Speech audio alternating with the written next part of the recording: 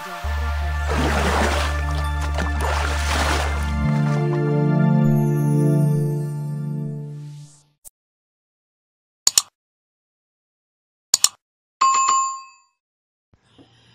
Assalamualaikum warahmatullahi wabarakatuh. Bismillahirrahmanirrahim. Alhamdulillahirabbil alamin. Wassalatu wassalamu ala sayyidil mursalin wa alihi wa sahbihi ajma'in. Amma ba'du. Bapak Ibu, teman-teman sekalian yang dimuliakan Allah, kini tiba saatnya materi kelima, ya. Ada hal baru apa lagi yang akan kita dengarkan dari rutinitas Rasulullah SAW pada jam 5 pagi, ya. Materi kelima jam 5 pagi. Baik, Bapak Ibu sekalian, sudah kita bahas kemarin, ya, bahwa ketika azan berkumandang, Rasulullah SAW sholat sunnah fajar di rumahnya, kemudian membaca doa sholat sunnah fajar, ya. Kemudian beliau bercakap-cakap dengan percakapan yang ringan, yang menyenangkan kepada keluarganya, yaitu kepada istri beliau, ya, di dalam rumahnya. Sampai kapan? Sampai Sayyidina Bilal menjemput, ya. Jadi Sayyidina Bilal melihat seluruh sahabat sudah pada hadir, beliau memantau, ya, kalau sudah hadir semua, maka beliau datang menjemput Rasulullah SAW, ya. Jadi ini beliau tahu jadwal di mana Rasulullah sedang bermalam pada hari itu, ya, karena Rasulullah SAW memiliki 9 istri Ummul Mukminin, ya. Pada hari ini beliau sedang ada di rumahnya Sayyidatuna Aisyah, ya, atau sedang berada di rumahnya Sayyidatuna Hafsah, ya, atau sedang di mana? Wah, itu Sayyidina Bilal faham sekali, ya, tahu. Jadi berangkatlah Sayyidina Bilal kurang lebih pukul 5 menjemput Rasulullah SAW, ya. As-salatu ya Rasulullah fagoma. Wahai Nabi, sholat sudah siap untuk dimulai, ya. Para sahabat sudah berkumpul. Maka keluar Rasulullah SAW dari rumahnya, berjalan bersama-sama dengan Sayyidina Bilal untuk menuju ke masjid. Sampai di masjid langsung dikumandangkan qomat, ya. Sayyidina Bilal langsung mengumandangkan qomat, dan kemudian dimulailah sholat subuh berjamaah, ya. Ini sholat yang paling mendapatkan keberkahan dari Allah Subhanahu wa taala di seluruh muka bumi ini, ya, karena generasinya ini generasi pertama yang mimpin sholatnya langsung oleh Rasulullah Shallallahu alaihi wasallam, ya, luar biasa. Baik, Bapak Ibu sekalian, Rasulullah SAW melaksanakan sholat subuh itu dengan kisaran ayat yang dibaca oleh Nabi, ya. Setelah membaca Fatihah, beliau membaca ayat kurang lebih adalah 60 sampai 100, ya. Itu rata-rata 100 ayat. Sekurang-kurangnya 60 ayat. Ya, rakaat kedua juga demikian, ya, 60 sampai 100. Atau yang paling sering, ya, sahabat suka mengingat bahwa di sholat subuh Rasulullah SAW suka membaca surat Al-Waqi'ah, ya. Jadi panjangnya adalah seukuran surat Al-Waqi'ah, ya, dari ayat pertama sampai terakhir. Jadi para ulama menyimpulkan bahwa sholat subuh yang dilaksanakan oleh Rasulullah, melihat dari panjang ayatnya ini, kurang lebih satu rakaat adalah 10 menit, ya. Kurang lebih satu rakaat 10 menit. Maka selesai 2 rakaat sholat subuh itu rata-rata 20 menit, begitu, ya.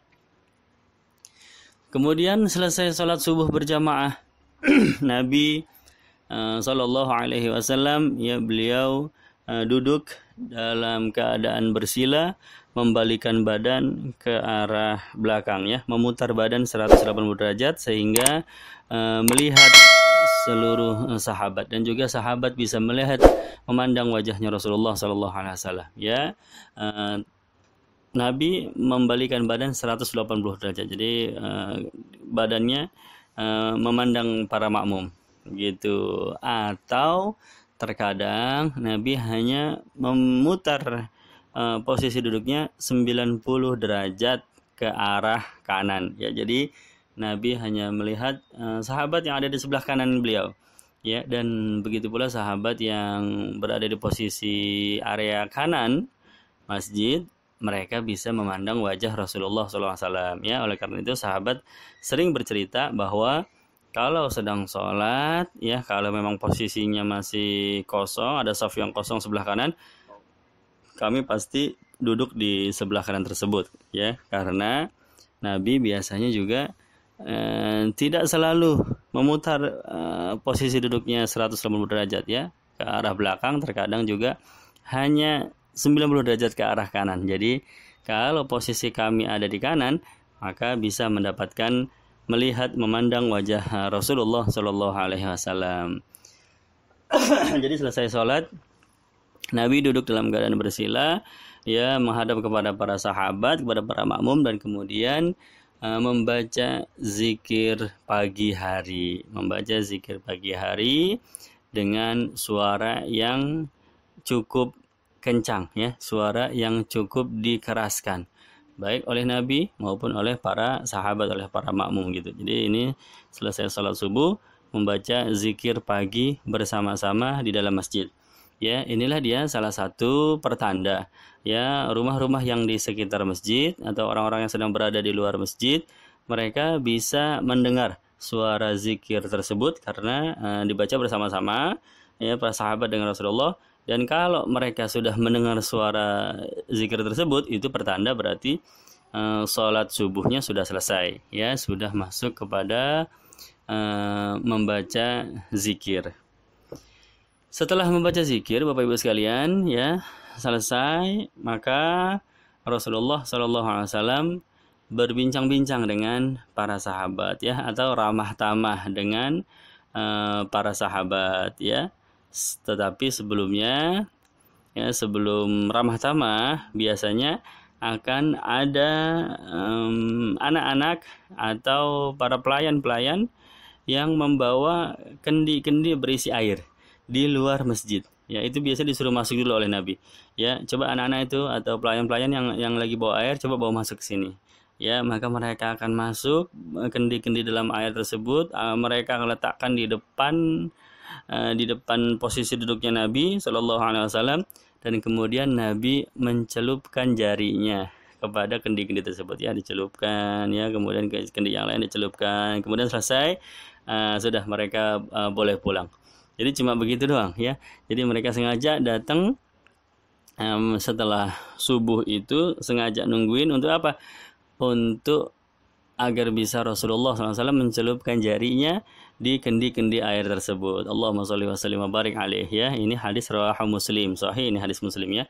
Tujuannya mereka pengen air yang diminum, persediaan minum untuk keluarga pada hari itu sudah dicelupkan oleh jarinya Rasulullah Shallallahu Alaihi Wasallam, ya. Ini mengambil keberkahan dari baginda Nabi Muhammad Shallallahu Alaihi Wasallam. Sudah selesai, ya, para pelayan-pelayan itu sudah pulang, baru para sahabat secara otomatis akan mengatur posisi duduknya, membentuk lingkaran, ya. Kalau tadinya kan posisinya seperti posisi saf dalam sholat, maka kemudian mereka akan mengatur posisi duduknya, ya, melingkari Rasulullah Shallallahu Alaihi Wasallam, ya. Dan pada saat itu suasana sudah cukup terang, ya. Kalau azan subuh masih gelap sekali, ya, ini sudah lebih dari 45 menit, ya, sudah lebih dari 45 menit, ya, sudah sholat, sudah zikir, ya, mungkin sudah lebih dari 1 jam. Mungkin sudah lebih dari 1 jam setelah azan subuh, maka matahari sudah mulai, suasana sudah mulai terang benderang, ya, sudah mulai kelihatan. Nah, Rasulullah dalam posisi duduk tersebut, Nabi bisa melihat wajah-wajah para sahabat, dipantau satu persatu, ya. Pandangan Rasulullah SAW menyapu seluruh sahabat yang hadir dari kanan ke kiri, depan ke belakang. Untuk apa? Ya, untuk mengingat-ingat siapa sahabat yang tidak hadir pada sholat subuh saat itu, ya. Dan Nabi ingatannya tajam, dan Nabi sangat perhatian kepada para sahabat, ya. Jadi kalau ada yang nggak hadir itu pasti ketahuan sama Nabi, ya. Lihat kanan ke kiri, ya, kemudian ke depan. Ini si fulan nggak ada, ini kayaknya kemana ini? itu Nabi insya Allah ketahuan sama Rasulullah SAW, ya. Begitu, ini bukti perhatiannya baginda Nabi Muhammad kepada para sahabat. Atau ya kalau Nabi memandang ke kanan ke kiri, ya memperhatikan satu demi satu wajah-wajah sahabat-sahabatnya yang mulia, ya kadang-kadang Nabi yang duluan bertanya, hal fikum marid, ya a'uduhu. Kata Nabi, apa ada yang lagi sakit nggak? Ya di antara kalian ada yang lagi sakit, ya sehingga sholat subuhnya nggak hadir, a'uduhu, nanti saya akan menjenguknya, ya nanti pagi-pagi saya akan jenguk, ya. Hal fikum janazah attabi'uha, kata Nabi, atau ada yang meninggal dunia, ada berita meninggal, saya belum mendengarnya, kata Nabi, coba ceritakan siapa, ya nanti saya akan bertakziah kepada jenazah tersebut, ya. Jadi luar biasa, ya ramah tamahnya Rasulullah SAW di pagi hari itu. Mereka menyambut hari, ya, Rasulullah menyambut hari, ya dengan memperhatikan keadaan para sahabatnya sallallahu alaihi wasallam. Jadi majelis pada saat itu adalah majelis yang tidak terlalu serius, ya, majelis yang cukup santai. Memang dimanfaatkan untuk mempererat silaturahim antara Nabi dengan para sahabat, ya. Atau terkadang juga Nabi bertanya, man ra'a minkum ru'ya yaqussuha alaina, ya, atau siapa semalam yang bermimpi, ya tidurnya mimpi apa semalam gitu, ya coba ceritain dong sama saya, ya begitu, ya kurang lebih bahasanya begitu Rasulullah SAW. Dan pada saat itu, ya tentu sahabat akan dengan senang hati mereka menceritakan apa yang dilihat dalam mimpi mereka pada tadi malam, ya begitu. Dalam hadis banyak sekali, diantaranya Sayyidina Abdullah bin Salam, ya. Beliau bercerita, ya Rasulullah semalam saya mimpi. Mimpi ente? Iya, mimpi apaan? Nah begitu ditanya oleh Rasulullah, maka beliau bercerita, ya Rasulullah semalam saya mimpi sedang melihat taman bunga yang hijau, ya. Di tengah-tengah taman itu ada tiang yang panjang sekali, ya, dari permukaan tanah menjulang sampai ke ujung langit itu tiang, ya. Kemudian saya nengok ke atas, ternyata di atas di dekat tiang itu ada tali, ya. Kemudian ada suara yang manggil saya, ya Abdullah, pegang tuh tali, ya. Saya bilang saya nggak bisa, tali itu tinggi, bagaimana saya bisa, ya. Tiba-tiba ada yang narik baju saya, ya diangkat saya ke atas gitu, jadi terbang ini Sayyidina Abdullah, ya diangkat bajunya, terbang ke atas. Akhirnya saya kepegang juga tuh tali, ya kepegang juga tali, begitu kepegang saya malah bangun, ya begitu. Maka Rasulullah tersenyum, ya kemudian baginda Nabi Muhammad SAW, ya beliau mentakwilkan mimpi tersebut. Wahai Abdullah, taman itu adalah agama Islam. Tiang yang kau lihat memanjang, menjulang dari permukaan tanah sampai ke langit, itu adalah tiangnya Islam, ya. Sedangkan engkau memegang tali yang dekat tiang tersebut, itu insya Allah pertanda engkau akan tetap berada, tetap terikat dengan agama Islam sampai dengan engkau meninggal dunia, ya.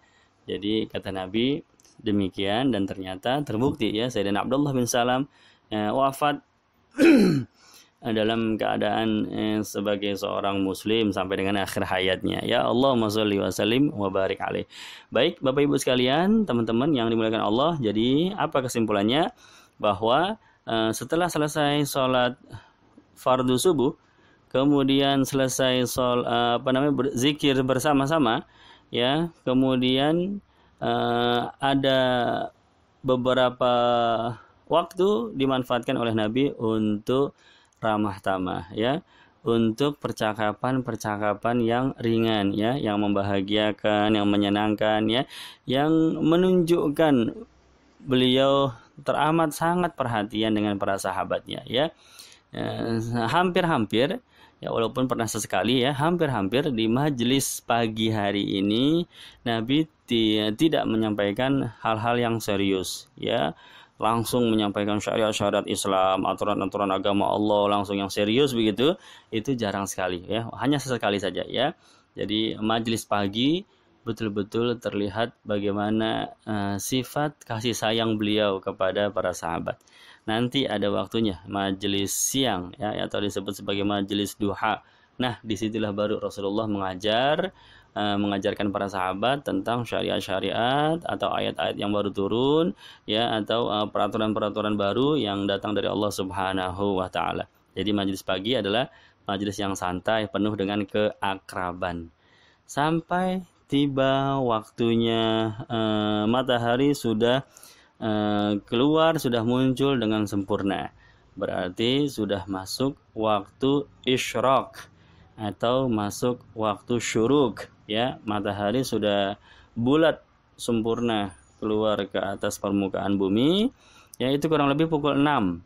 Maka Nabi menyudahi dari ramah tamahnya dengan sahabat, dan kemudian Nabi melaksanakan sholat sunnah isyraq 2 rakaat di masjid.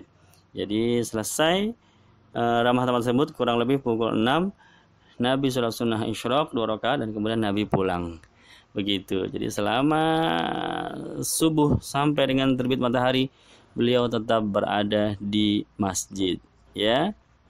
Dan kurang lebih rata-rata untuk negara-negara Asia ya, Rasulullah ada di Saudi, di Arab ya, kita di Indonesia atau di Malaysia sama ya, negara-negara Asia untuk menentukan waktu masuknya sholat isyraq itu kurang lebih 1,5 jam setelah azan subuh ya.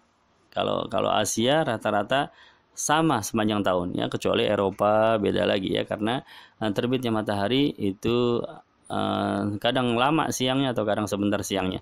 Tapi kalau di negara kita ya, atau pada waktu zaman Nabi di Arab tersebut itu kurang lebih sama ya, 1,5 jam setelah azan subuh insya Allah sudah masuk waktu isyraq ya.